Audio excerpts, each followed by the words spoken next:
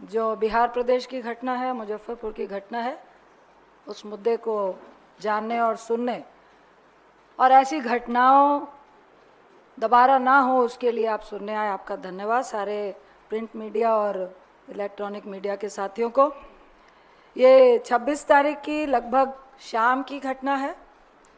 जब उनके बड़े पापा से बात हुई तो उन्होंने कहा कि 4 बजे शाम की घटना है, किसी ने कहा कि रात की घटना है, लेकिन शाम की घटना है। और ये कुडनी एक पंचायत है मुजफ्फरपुर में, जगन्नाथपुर निवासी पंचायत है और कुडनी प्रखंड है मुजफ्फरपुर में। और एक बच्ची जो दलित पासवान की थी, उसके साथ मात्र 9 साल की थी, उसके साथ रेप ही नहीं हुआ, जघन तरीके से रेप हुआ। उसके गले को रेता गया, उसके छाती में 20 जगह पे वार किए गए। इस तरह से उसकी बॉडी देखी गई है कि मैं उसको अच्छे से एक्सप्लेन नहीं कर पाऊंगी और ना करना चाहूँगी। और जो बलात्कारी था वो 34 साल का व्यक्ति था, जो उसके घर से 3 किलोमीटर दूर का व्यक्ति था। घटना को कैसे अंजाम दिया ये तो अलग बात है, लेकिन सबसे अहम बात यह है कि ये व्यक्ति, जो मैंने जानकारी ली, पहले भी इस तरह की हिंसक प्रवृत्ति कर चुका है, घर में भी कर चुका है। तो सबसे पहला सवाल यह है कि क्या प्रशासन, कानून का कोई माय बाप नहीं है बिहार में? क्या पहले अगर वो इस तरह का हिंसक प्रवृत्ति का व्यक्ति था, वो बाहर कैसे घूम रहा था? कई बार ऐसी घटनाएं, ऐसे रेप होते हैं, तो ऐसे व्यक्ति बार बार, चाहे दामिनी की घटना हो, निर्भया की घटना हो, बार बार ये कहा जाता है कि ऐसे व्यक्ति बाहर कैसे घूम रहे हैं। तो क्या बिहार में ऐसे व्यक्तियों को, ऐसे रेपिस्ट को खुली छूट मिली हुई है घूमने की? पहला सवाल तो ये है। मैं इसमें यह कह सकती हूँ कि ये जदयू भाजपा जो सरकार दलित बच्चे की संस्थागत हत्या के लिए, मैं उनको जिम्मेदार ठहराना चाहती हूँ, क्योंकि ये लैक ऑफ कानून व्यवस्था, लैक ऑफ प्रशासन का डर, लैक ऑफ, आप कह सकते हैं बेखौफ बार बार रेप होना और उस पे कड़ी निगरानी नहीं होना, उनको सजा नहीं होना, जिसका उदाहरण आपको याद होगा बालिका गृह कांड हुआ, जिसका उदाहरण भैंसा खान, जो अभी मार्च में ही सेशन में मैंने उठाया था कि सिवान के 13 लड़कियां को फरार बताया गया और बाद में पता चला। तो ये सरेआम इस तरह की घटनाएं हो रही हैं। एक तो सबसे बड़ी बात है कि इतने हैवानियत के बाद उसके बॉडी पे 20 जगह चाकू के निशान है। घटना के बाद जो हमारी महिला कांग्रेस की अध्यक्षता है, वो उससे बच्ची से मिलने गई। 2 दिन उसको मुजफ्फरपुर के अस्पताल में रखा गया, उसकी हालात सुधर नहीं रही थी। तो स्वास्थ्य व्यवस्था की बातें जो लंबी लंबी होती हैं, वो कहाँ पे है? जब कांग्रेस के वरिष्ठ नेताओं ने, वहाँ के लोकल नेताओं ने, इंक्लूडिंग हमारी महिला अध्यक्ष ने, जब जाकर बच्ची से हालचाल पूछा और लगा प्रशासन को कि भाई पॉलिटिकल एक्टिविटी हो रही है, नहीं तो कहा जाता है कि आप रेप को पॉलिटिकल क्यों बना रहे हो, और जब तक पॉलिटिकल नहीं बने तो आप तो इलाज भी नहीं करते हो। मेरे पास कई ऐसे उदाहरण हैं बिहार के कि जब तक कोई नेता नहीं पहुंचे आप तो बच्ची की एफआईआर भी नहीं लेते हो। इसमें भी यही हुआ है। जब बच्ची का रेप हुआ और वो बच्ची घसीटते हुए वहां तक गई है जहां उसको पब्लिक देख पाए, एफआईआर करने जब गए हैं तो उल्टा एफआईआर छोड़िए, प्रशासन ने उन्हीं लोगों पे लाठीचार्ज किया है। तो ये कहाँ का कानून है? कौन सी कानून व्यवस्था की बात करते हैं? जब उसकी हालत नाजुक हो रही थी तो मुजफ्फरपुर के अस्पताल ने उसको एम्स रेफर करने का जो कांग्रेस वालों ने भी प्रेशर दिया कि उसको बेहतर इलाज की ज़रूरत है, जो मुजफ्फरपुर के अस्पताल में, जो क्रिश मेमोरियल अस्पताल है, उसमें नहीं मिल रहा था। अब एम्स की जो इतनी बड़ी बड़ी बातें होती हैं, एम्स के डॉक्टर्स ने हाथ खड़े कर दिए और कहा कि यह छुट्टियों का वक्त है, समर वेकेशन है और इस बच्ची को मल्टीपल डॉक्टर्स की ज़रूरत है, जिसमें ईएनटी की ज़रूरत है, जिसमें जख्मों की ज़रूरत है, जिसमें गायनोलॉजिस्ट की ज़रूरत है, जिसमें पेडियाट्रिक की ज़रूरत है। कोई भी डॉक्टर, ये बहुत अहम बात है, एम्स में नहीं है। ये पटना एम्स की बात है। फिर उसको पीएमसीएच पटना में रेफर किया गया। पीएमसीएच के बाहर वो बच्ची एम्बुलेंस में 5 घंटे वेट करती रही और उसको अस्पताल में भर्ती नहीं किया गया। जब हमारे प्रदेश अध्यक्ष जो हमारी जिला प्रदेश की जिला महिला अध्यक्ष है फातिमा जी, कई वरिष्ठ नेता लोग पहुंचे और वहां पे प्रेशर बनाया। 5 घंटे के बाद उस बच्ची को पीएमसीएच के बच्चा वार्ड में एडमिट किया गया। मैं एज एक महिला आपसे बताना चाहूंगी, ऐसी बहुत सारी घटनाएं बिहार में हुई हैं। यदि आप ना पहुंचे, 7 साल की बच्ची के साथ घटना हुई, मैं नाम नहीं लूंगी उस डॉक्टर का। उस डॉक्टर ने कहा कि मैडम ये मेरा काम नहीं है, ये तो मैं वेजाइना टीयर लिख सकता हूं। आप भी महिला हैं, आप भी किसी के बहन होगी, बच्ची होगी, मेरी भी बच्ची है, क्या रेप नहीं दिखेगा? क्या अगर वजाना से ब्लीडिंग हो रही है और एक 7-8 साल की बच्ची है, क्या आपको रेप नहीं दिखेगा? लेकिन डॉक्टर कह रहा है मैं मजबूर हूं मैडम, मैं वजाइना टीयर लिख दूंगा। क्या इसी तरह से इसके साथ हुआ? इसको बच्चा वार्ड में क्यों एडमिट किया गया? यह बलात्कार का केस है। क्यों डॉक्टर ऐसे केसेस को लेने से, हैंडल करने से क्यों हिचकते हैं? क्या प्रशासन का यह फोर्स होता है कि अगर लिपापोती हो सकती है तो लिपापोती करो? क्यों नहीं बताया जाता है? मैं कई ऐसी एफआईआर देखी हैं जिसमें एज अगर 9 साल की है, अगर वहां पे कोई नेता ना खड़ा हो तो उसको 18 साल बना दिया जाता है। अगर एक 34 साल का रेपिस्ट है उसको नाबालिग करने की कोशिश की जाती है। ये किस तरह का राज है बिहार में? ये सिर्फ पीसी नहीं है भाई, ऐसी कई घटनाएं हो रही हैं जिसके एग्जाम्पल्स मैं दूंगी कि अभी मुजफ्फरपुर में 5वीं कक्षा की छात्र के साथ बलात्कार और हत्या की कोशिश हुई। छपरा में स्कूल से लौटते समय एक छात्रा का अपहरण कर उसके साथ सामूहिक बलात्कार और हत्या हुई। सीतामढ़ी बथनाहा में थाना क्षेत्र में घास लेने गई नाबालिग के साथ सामूहिक दुष्कर्म हुआ। बेतिया पश्चिम चंपारण में 2.5 साल की बच्ची के साथ बलात्कार का मामला आ रहा है। मुंगेर धरहा थाना के 16 वर्षीय नाबालिग के साथ बलात्कार होता है। अररिया में 11 साल की बच्ची के साथ बलात्कार होता है। बगहा नाबालिग के साथ सामूहिक दुष्कर्म का मामला सामने आता है। लगभग जिनकी उम्र 2.7 साल से, मतलब 2.5 साल से 16 साल के बीच की बच्चियों की जो उम्र है, उन घटनाओं ने राज्य में महिला बाल सुरक्षा पर ये बहुत गंभीर सवाल उठाता है कि आखिर वहाँ लोग क्या कर रहे हैं, महिला बाल सुरक्षा क्या कर रही है, सरकार क्या कर रही है, मुख्यमंत्री क्या कर रहे हैं, एनडीए की सरकार क्या कर रही है। एक तरीके आप विश्व गुरु बना रहे हैं, दूसरी तरफ ये 9-9 साल की बच्चियों के अपराधी को आप एफआईआर करने तक में लोग कतरा रहे हैं, डर रहे हैं। जो एफआईआर कराने जा रहा है उसी पे केस हो रहा है, लाठीचार्ज हो रहा है। ये जो बच्ची की माँ है वो विडो है, विधवा है, उसका फादर भी नहीं है और ऐसे गरीब लोगों का कोई भी साक्ष्य नहीं होता है। मैं एक कल्चर बताती हूँ बिहार का, जो आसपास के लोग हैं, अगर आप प्रभुत्व वाले हैं, अगर आपका मुखिया उस सरकार का कोई अगल बगल का साथी है, तो किसी की भी हिम्मत नहीं है कि वो बलात्कारी का साथ देगा। तो ये क्या कैसी सरकार है ये एनडीए की?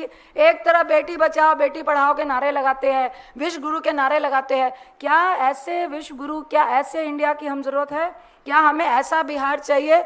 मैं आपके माध्यम से ये जो बड़ी बड़ी बातें वहां पे कर रहे हैं, मैं आपके माध्यम से नीतीश बाबू को, भाजपा की सरकार को, आपकी डबल इंजन की सरकार है और लगातार वहां पे जघन अपराध हो रहे हैं, जघन रेप हो रहे हैं, जघन बलात्कार हो रहे हैं और आप कान में तेल डाल के सो रहे हो। ना आपका स्वास्थ्य सिस्टम सही है, ना आपका लॉ कानून सही है, ना आपका प्रशासन सही है, ना ही आपके थाना प्रभारी सही है। एक तरफ आप कहते हैं कि रेप होगा, इंस्टेंट उसको, इमीडिएट उसको न्याय मिले, उसके लिए हम स्वाब टेस्टिंग भी थाना में कर रहे हैं और दूसरी तरफ प्रैक्टिकली जो हम लोग बार बार सदन के भीतर बोलते हैं, कौन सा स्वाब टेस्ट हो रहा है? क्यों नहीं बच्ची को तुरंत न्याय मिला? अरे आप एफआईआर छोड़िए, आप तो इसको इलाज भी नहीं दिला पाए हैं। लंबी लंबी बात करते हैं, 22 एम्स की बात करते हैं, अभी एम्स में क्यों नहीं एक्शन ले रहे हैं? क्यों अगर 2 महीने छुट्टी रहेगी तो एम्स जैसे अस्पताल में क्या डॉक्टर नहीं होंगे? क्यों दिल्ली में लोग, जब हम लोग कहते हैं कि 1 लाख लोग में सबसे ज्यादा उत्तर प्रदेश और बिहार के लोग इलाज कराते हैं, यही वजह है मोदी साहब, यही वजह है आपके जो सुशासन बाबू, जो कुशासन लेके बिहार में बैठे हुए हैं, उनके कान में अगर यह सुनाई दे रहा है तो वहां पे आप लॉ एंड ऑर्डर का फेलियर है, प्रशासन का फेलियर है, आपका सरकार का फेलियर है। ये किस तरह का कुशासन राज्य आप बिहार को दे रहे हैं जिसमें बच्चों को किसी भी तरह की सुरक्षा नहीं है। मैं फिर बोलूंगी कि ये दुष्कर्म बार बार इसलिए हो रहा है क्योंकि आपकी छत्र छाया ऐसे लोगों को मिली हुई है, जो कई सारे वीडियो वायरल होते हैं अन्य प्रदेशों के भी, और सब खीखी करके हंस रहे होते हैं, और महिलाओं और बच्चों की इंसल्ट की जाती है, उनके साथ सड़कों में उनकी बेइज्जती की जाती है। आज ये उसका परिणाम है कि जब बालिका गृह कांड हुआ, हम लोग सदन में चीखते रहे और जो सबूत थे उनको भगा दिया गया। कितनी बच्चियों को वहीं पे गाड़ दिया गया, किसी की हिम्मत नहीं थी बोलने की। भैंसा खान में 13 बच्चियों को फरार घोषित किया गया, उनको कहाँ ले जाया गया किसी को मालूम नहीं है। आज ये दुष्कर्म का दोषी अपने घर में भी इस तरह की हिंसक घटनाएं कर चुका है, और आज एक 9 साल बच्ची का सीना फाड़ देता है, चाकू से गोदता है, गले में गला रेत देता है और उसको ईंट भट्टा में फेंक देता है। और वो बच्ची को मैं सैल्यूट करती हूँ कि वो वहां से घिसक घिसक के आई है जहां से पब्लिक ने उसको देखा है। तो मुझे आज बिहार सरकार पे शर्म आ रही है, और मैं ऐसी निर्लज सरकार से निश्चित तौर से कोई भी उम्मीद नहीं रखना चाहती हूं।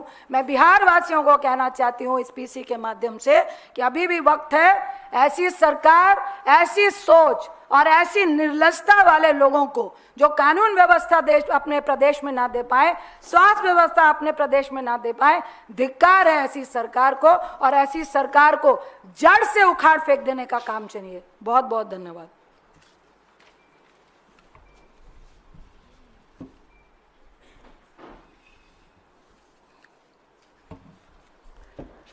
Hello everybody, धन्यवाद आने के लिए, thank you for coming on a Sunday. I'll be speaking a bit in just whatever she said in English and not elaborate too much because you all must have understood. We have to understand a very important thing today. On the 26th of May, an 8-year-old Dalit child was raped. Her body had 20 knife marks. Her neck was cut. She was mutilated and left in the brick factory to die. Her family found her. They took her to a hospital there in Muzaffarpur. Yesterday, when her condition deteriorated, they got her to Patna.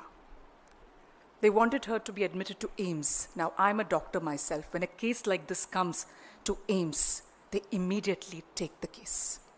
You will not say that I need this specialist. We don't have the chest specialist. We don't have the heart specialist. Never. Just because she's a Dalit child. If she was a VIP's daughter, if she was a high caste child, she would have been admitted. Shame on the doctors in the AIIMS in Patna. After that, they took her to the Patna Medical College. There, they were not admitting her. Just imagine a child who is bleeding, who is hurt, whose condition has deteriorated. In 2025, we are not in the 1980s. She was not admitted. Our PCC president of Bihar, Adyaksh, was called, Mr. Rajesh Raj. He came in. He fought with them. Still, they were not admitting the child. Can you imagine? If a PCC president of a state cannot get a child admitted, what is an Aam Aadmi going to do there? If it's not always a PCC president gets involved, what will the Aam Aadmi do there? For 5 hours, behas ho raha tha. They were talking. For 5 hours, this little child was in the ambulance. What does it say of the governance of Bihar, of the BJP JDU governance in Bihar? Finally, she was admitted, and we would want her to be flown to Delhi AIIMS immediately to save this child. These are the atrocities done to Dalits, to women in Bihar, as Ranjit Ranjana ji was elaborating how her mother is a widow, how it was difficult to get her, what all has happened, and how this particular person who's done the rape is known for doing this, and still he was let free. Now, why मुझे एक चीज बताना पड़ेगा आज, and she's also told about all those places in Bihar, which I'm not going to elaborate, in Chapra, what happened, in Munger, in Muzaffarpur, you know, small 16-year-olds, 11-year-olds, these are the ages of the children, you know, who are supposed to be kept safe. And what does the Prime Minister of India say? Beti bachao, beti padhao. Now, why does this happen? Why are many a times the rapists are BJP members of parliament, BJP MLA? I can talk about Raj Kishore Kesri in 2010, BJP MLA. And at that time, Prime Minister Modi said, इसका character तो बहुत अच्छा है, वो कैसे कर सकते हैं? He was a Gujarat CM at that point of time, never forget. Then you have the Sandeep Singh, आप याद करोगे? He was a sports minister of Haryana. उसके ऊपर आरोप कि उन्होंने हमें बलात्कार किया है. No action, they push the case. Then the most important, जो देश को जो संदेश देते हैं, is Brijbhushan Sharan Singh. Today मैं क्यों बोल रही हूँ ये? जब when I went abroad, जब मैं बाहर गई थी, विदेश गई थी, they were asking me, madam, you're Olympic medalist, you're Commonwealth medalist. वो विरोध कर रहे, प्रदर्शन कर रहे, 6 महीने से जंतर मंतर में सो रहे हैं, और आपके प्रधानमंत्री क्या कर रहे हो? मौन, कुछ नहीं करते हैं, मौन होता है. उसके ऊपर कार्रवाई की? कुछ नहीं, क्योंकि वो एक बाहुबली है. उत्तर प्रदेश की वोट चाहिए, प्रधानमंत्री को जीतना है, चुनाव आ रहा था, लोकसभा इलेक्शंस, तो मौन. उसके ऊपर कुछ कार्रवाई नहीं की. कोई भी पत्रकार हो या देशवासी हो, कभी नहीं भूलना एक पिक्चर में जो बोल रही हो. जब हमारे नया संसद का उद्घाटन हो रहा था, ब्रिजभूषण शरण सिंह अंदर, ये जो पहलवान, जो मशहूर पहलवान, जो देश के लिए गोल्ड मेडल, ब्रॉन्ज मेडल लेके आया है, वो विरोध कर रहे थे बाहर, और अमित शाह के पुलिस उसको पीटा, मारा और गिरफ्तार किया. क्या संदेश दे रहे हो? इस देश के जो रेपिस्ट को क्या संदेश दिया है प्रधानमंत्री? प्रधानमंत्री बोल रहे हैं कि the rapist will be inside parliament, and those who are saying that he has raped, जो विक्टिम्स, जो पीड़ित है, वो जेल जाएंगे. वही है ना संदेश? जब प्रधानमंत्री उस दिन ये संदेश दे रहे हैं, गांव-गांव के लोग क्या सोचेंगे? हम कर सकते हैं बलात्कार, उनको सजा नहीं मिल रहा है. जिसने मशहूर रेसलर्स के ऊपर छेड़छाड़ किया, सेक्सुअल हैरेसमेंट किया, मोलेस्ट किया, वो भी अभी भी, वो उस समय भी अध्यक्ष था रेसलिंग फेडरेशन की, उसके ऊपर कार्रवाई नहीं होगा, तो हमारे ऊपर क्या? We can do. जब तक सजा नहीं होगा तब तक ये लोग करेंगे. दूसरी बात आपको याद है, ये भी याद रखना, बिल्किस बानो के जो बलात्कारी बाहर आता है, उसके ऊपर माला लगाता है, फिर उनको बुलाता है, निमंत्रण देते हैं उस रेपिस्ट को प्रचार करने के लिए गुजरात के चुनाव के पहले. ये याद करेंगे. They will never forget it. People are seeing it. ये तो पूरे आप लोग डालते हैं, you are putting it up the media. They saying, अरे ये भी इनको माला लगा रहे हैं बलात्कारियों को, उसको निमंत्रण दिया प्रचार करने के लिए, बीजेपी के एमएलए और एमपी बैठ रहे उसके साथ स्टेज पे. तो क्या संदेश दे रहे हो? कौन है मौन? नरेंद्र मोदी मौन.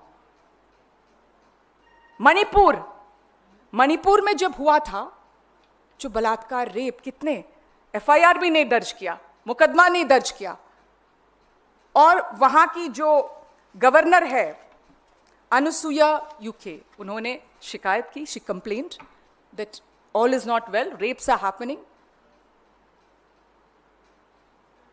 There camps are not good for women to stay. उनको क्या किया? उसको वहां से निकाला. उसके ऊपर कार्रवाई किसके ऊपर? गवर्नर के ऊपर, क्योंकि गवर्नर ने शिकायत की. सोचिए, तो संदेश वहां भी मौन. क्या संदेश दे रहे हो? क्या संदेश दे रहे हो प्रधानमंत्री?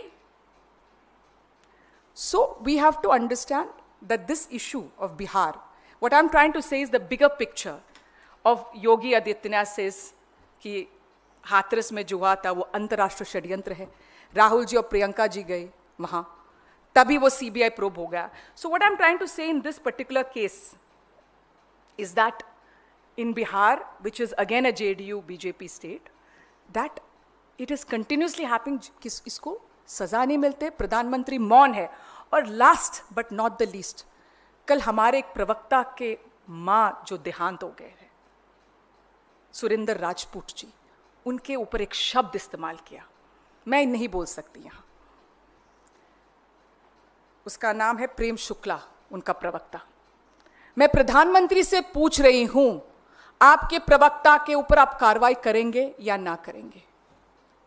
महत्वपूर्ण है कि so these are the issues what we are seeing. And Ramachandra Chand Jangra, उनका MP वहाँ से, रामचंद्र झांगरा जो हरियाणा के MP ने क्या कहा? He said that the women in Pahalgam when the husbands were being killed did not do anything, they were just sitting. So सब जो महिलाओं के खिलाफ है, दलितों के खिलाफ है बीजेपी, and इसी वजह से बिहार में हो रहा है ये, जब तक आप सजा नहीं दे देंगे. Thank you very much. Any questions you have? Please ask.